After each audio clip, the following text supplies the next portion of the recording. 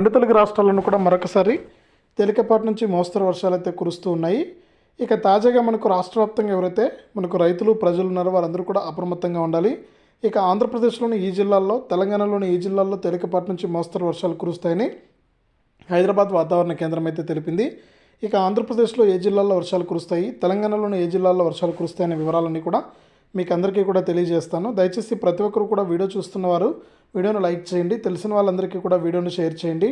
ఇలాంటి మరెన్నో వీడియోల కోసం ఇప్పుడే మన ఛానల్ను సబ్స్క్రైబ్ చేసుకుని పక్కన వచ్చే గంట పైన నొక్కి మళ్ళీ వచ్చే ఆల్ అనే గంట పైన నొక్కి ప్రతి వీడియోను కూడా మీరు అందరికంటే ముందుగానే మీ ఫోన్లోనే నోటిఫికేషన్ లేదా మెసేజ్ రూపంలో అయితే తెలుసుకోండి. దయచేసి వీడియోను లైక్ చేసి షేర్ చేసి సబ్స్క్రైబ్ చేసుకోండి. ఇక లేట్ చేయకుండా మనం వివరాల్లోకి వెళ్తే, రాష్ట్రంలోని పలుచోట్ల తేలికపాటి నుంచి ఆంధ్రప్రదేశ్ రాష్ట్ర వ్యాప్తంగా చూస్తే పలుచోట్ల తేలికపాటి నుంచి మోస్తరు వర్షాలు కురిసే అవకాశం ఉందని విపత్తుల నిర్వహణ సంస్థ అయితే తెలిపింది.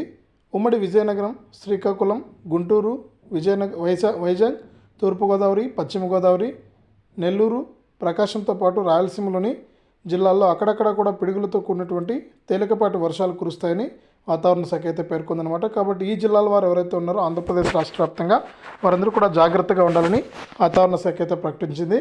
కాబట్టి వైజాగ్, తూర్పుగోదావరి, పశ్చిమ గోదావరి, నెల్లూరు, రాయలసీమ జిల్లాల వారు జాగ్రత్తగా ఉండాలి.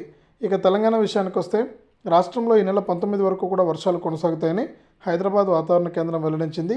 ఇక ఈరోజు మరి కాసేపట్లో ఆదిలాబాదు, ఆసిఫాబాదు, మంచిర్యాల, నిర్మల్, నిజామాబాదు, జగిత్యాల, సిరిసిల్ల, హైదరాబాదు, వికారాబాదు, సంగారెడ్డి, మెదక్, వనపర్తి, గద్వాల్ జిల్లాల్లో వర్షాలు పడతాయని పేర్కొంది. ఇక ఉరుములు, మెరుపులతో పాటు 30 నుంచి 40 కిలోమీటర్ల వేగంతో ఈదురుగాలులు వీస్తాయంటూ ఎల్లో అలర్ట్ జారీ చేసింది.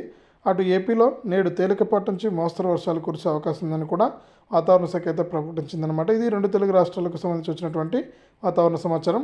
వీడియోను లైక్ చేయండి, షేర్ చేయండి. మన ఛానల్ని ఇప్పుడే సబ్స్క్రైబ్ చేసుకుని పక్కన వచ్చే గంట పైన కూడా నొక్కండి.